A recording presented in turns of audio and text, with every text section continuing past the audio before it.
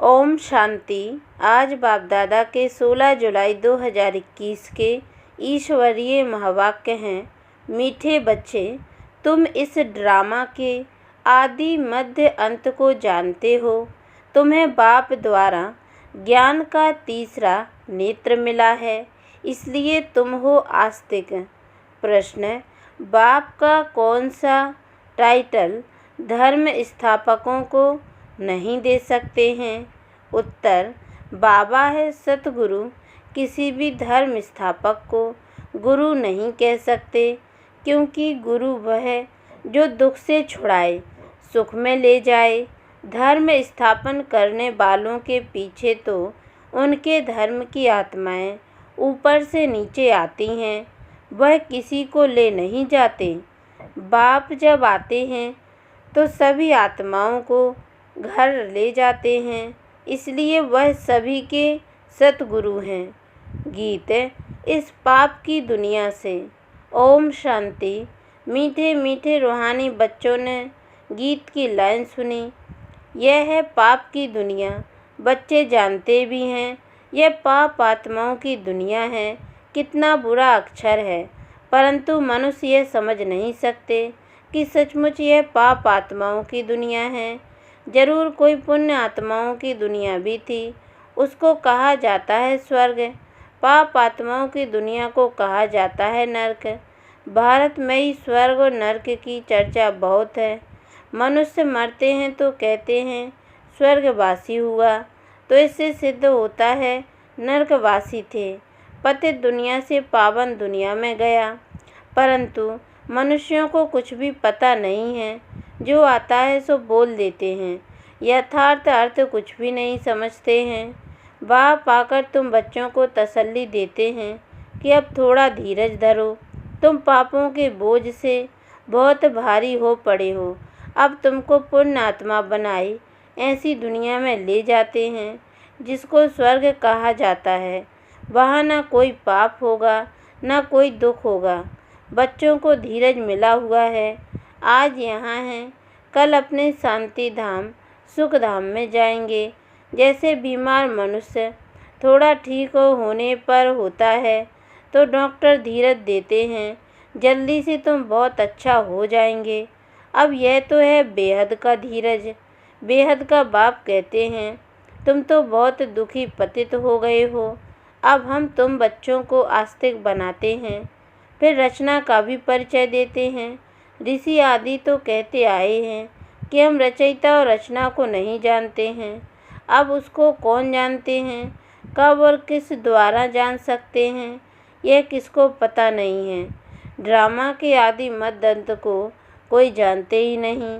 बाप कहते हैं मैं संगम युग पर आकर ड्रामा अनुसार तुम बच्चों को पहले पहले आस्तिक बनाता हूँ, फिर तुमको रचना के आदि मध्य अंत का राज सुनाता हूँ, अर्थात तुम्हारा ज्ञान का तीसरा नेत्र खोलता हूँ।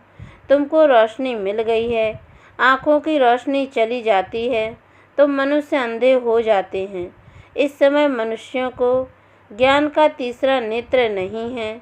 मनुष्य होकर उस बाप और रचना के आदि मध्य अंत को नहीं जानते तो उनको बुद्धिहीन कहा जाता है। गीत में भी है, एक है अंधे की औलाद अंधे, दूसरे हैं सज्जे। दिखाते हैं महाभारत लड़ाई लगी थी और एक आदि सनातन देवी देवता धर्म की स्थापना हुई थी।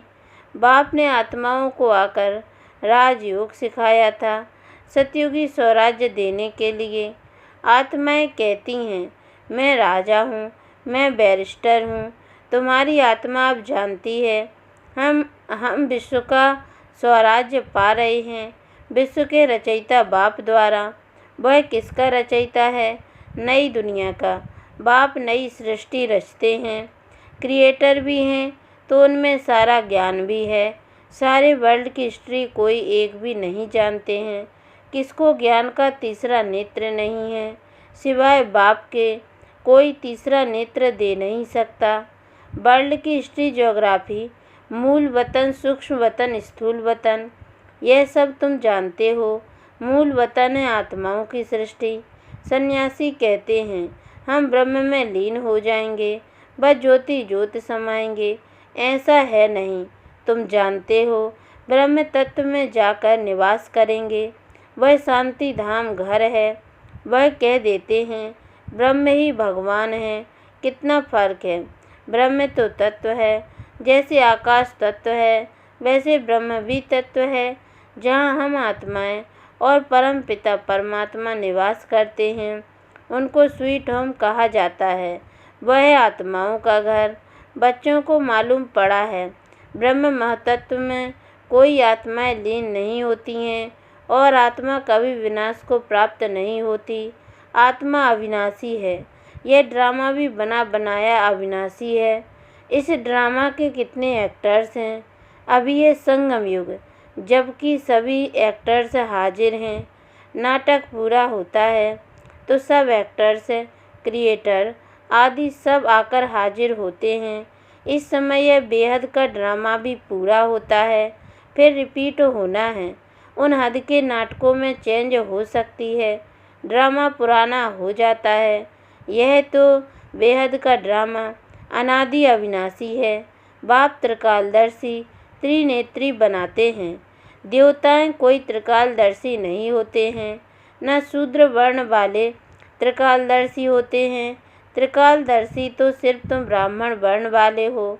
जब तक ब्राह्मण न बने तब तक तीसरा नेत्र ज्ञान का मिल न सके। तुम झाड़ के आदि मध्य अंत को, सभी धर्मों को भी जानते हो।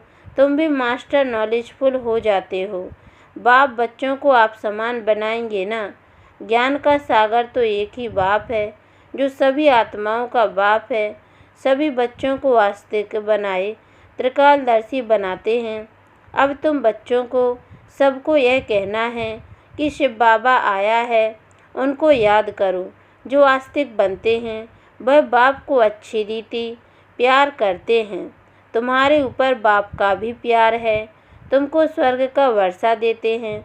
गाया हुआ है, विनाश काले विपरीत बुद्धि विनश्यन्ति और विनाश काले प्रीत बुद्धि विजयन्ति। गीता में कोई कोई अक्षर सच्चे हैं। श्रीमद् भगवद गीता है सर्वोत्तम शास्त्र, आदि सनातन देवी देवता धर्म का शास्त्र। यह भी समझाया है मुख्य धर्म शास्त्र हैं ही 4, और जो धर्म वाले हैं वह आते ही हैं सिर्फ अपने धर्म की स्थापना करने। राजाई आदि की बात नहीं, उनको गुरु भी नहीं कह सकते। गुरु का तो काम ही है वापस ले जाना। इब्राहिम, बुद्ध, क्राइस्ट आदि तो आते हैं, फिर उनके पिछाड़ी उनकी वंशावली भी आती है। गुरु वह जो दुख से छुड़ाए और सुख में ले जाए। वह तो सिर्फ धर्म स्थापन करने आते हैं। यहाँ तो बहुतों को गुरु कह देते हैं। ब्रह्मा विष्णु शंकर को भी गुरु नहीं कह सकते। एक शिव बाबा ही सर्व का सद्गति दाता है। पुकारते भी एक राम को हैं। शिव बाबा को भी राम कहते हैं। बहुत भाषाएं हैं तो नाम भी बहुत रख दिए हैं। असुल नाम है शिव। उनको सोमनाथ भी कहते हैं। सोम रस पिलाया अर्थात ज्ञान धन दिया। बाकी पानी आदि की तो बात ही नहीं। तुमको सम्मुख नॉलेजफुल ब्लेसफुल बना रहे हैं। बाप तो ज्ञान का सागर है। तुम बच्चों को ज्ञान नदियाँ बनाते हैं। सागर एक होता है, ज्ञान सागर से अनेक नदियाँ निकलती हैं। अभी तुम हो संगम पर। इस समय यह सारी धरती रावण का स्थान है। सिर्फ एक लंका नहीं थी, सारी धरती पर रावण का राज्य है। राम राज्य में बहुत थोड़े मनुष्य होंगे। यह सिर्फ अभी तुम्हारी बुद्धि में है। बाबा ने समझाया है, मैं 3 धर्मों की स्थापना करता हूँ, ब्राह्मण, देवता, क्षत्रिय, फिर वैसे शूद्र वर्ण में, और सभी आकर अपना अपना धर्म स्थापन करते हैं। अनेक धर्मों का विनाश भी कराते हैं। भारत में त्रिमूर्ति का चित्र भी बनाते हैं, परंतु उसमें शिव का चित्र गुम कर दिया है। शिव से ही सिद्ध होता है कि परम पिता परमात्मा शिव ब्रह्मा द्वारा स्थापना, विष्णु द्वारा पालना कराते हैं। उनको करण करावनहार कहा जाता है। खुद भी कर्म करते हैं, तुम बच्चों को भी सिखलाते हैं। कर्म अकर्म विकर्म की गति भी समझाते हैं। रावण राज्य में तुम जो कर्म करते हो वह विकर्म बन जाता है। सतयुग में जो कर्म करते हो वह अकर्म हो जाता है। यहाँ विकर्म ही होता है क्योंकि रावण का राज्य है। सतयुग में 5 विकार होते ही नहीं। एक एक बात समझने की है और सेकंड में समझाई जाती है। ओम का अर्थ वो लोग तो बहुत विस्तार से समझाते हैं। बाप कहते हैं ओम माना अहम आत्मा और यह मेरा शरीर कितना सहज है और तुम समझते हो। हम सुखधाम में जा रहे हैं। कृष्ण के मंदिर को सुखधाम कहते हैं सभी कृष्णपुरी माताएं कृष्णपुरी में जाने के लिए बहुत मेहनत करती हैं। तुम अभी भक्ति नहीं करते हो। तुमको ज्ञान मिला है और कोई मनुष्य मात्र में यह ज्ञान नहीं है। मैं तुमको पावन बनाकर जाता हूँ। फिर पतित कौन बनाते हैं यह कोई बता न सके। सब मेल अथवा फीमेल भक्तियाँ हैं, सीताएं हैं। सबकी सद्गति करने वाला बाप है। सब रावण की जेल में हैं। यह है ही दुखधाम। बाप तुमको सुखधाम का मालिक बनाते हैं। ऐसे बाप को 5000 वर्ष बाद सिर्फ तुम देखते हो। लक्ष्मी नारायण की आत्मा को अब नॉलेज है। हम छोटेपन में यह कृष्ण हैं, फिर बड़े बनेंगे, ऐसे शरीर छोड़ेंगे, फिर दूसरा लेंगे और कोई को यह नॉलेज नहीं है। बाप कहते हैं तुम सब पार्वतियाँ हो। शिव बाबा तुमको अमर कथा सुना रहे हैं, अमर बनाने के लिए, अमर लोक में ले जाने के लिए। यह है मृत्यु लोक। तुम सब पार्वतियाँ अमरनाथ द्वारा अमर कथा सुन रही हो। तुम सच सच बनते हो। सिर्फ बाप को याद करने से तुम्हारी आत्मा अमर बनती है। जहाँ दुख की बात नहीं होती। जैसे सर्प एक खाल छोड़ दूसरी लेते हैं। यह सब मिसाल यहाँ के हैं। भ्रमरी का मिसाल भी यहाँ का है। तुम ब्राह्मण क्या करते हो? विकारी कीड़ों को बदल देवता बनाते हो। मनुष्य की ही बात है। भ्रमरी का तो यह एक दृष्टांत है। तुम ब्राह्मण बच्चे अभी बाप द्वारा अमर कथा सुन रहे हो। औरों को बैठ ज्ञान की भू करते हो, जिससे मनुष्य से देवता स्वर्ग की परी बन जाएंगे। बाकी ऐसे नहीं कि मान सरोवर में डुबकी लगाने से कोई परी बन जाएंगे। यह सब झूठ है। तुम झूठ ही सुनते आए हो। अब बाप तुमको ट्रुथ सुनाते हैं। अब बाप कहते हैं अपने को आत्मा समझो। तुम समझते हो निराकार परमपिता परमात्मा इस मुख द्वारा सुना रहे हैं। हम इन कानों द्वारा सुन रहे हैं। आत्माभिमानी बनना है। फिर परमात्मा भी रियलाइज कराते हैं मैं कौन हूँ। दूसरा कोई आत्माभिमानी बना न सके सिवाय बाप के, और कोई कह न सके कि तुम आत्माभिमानी बनो।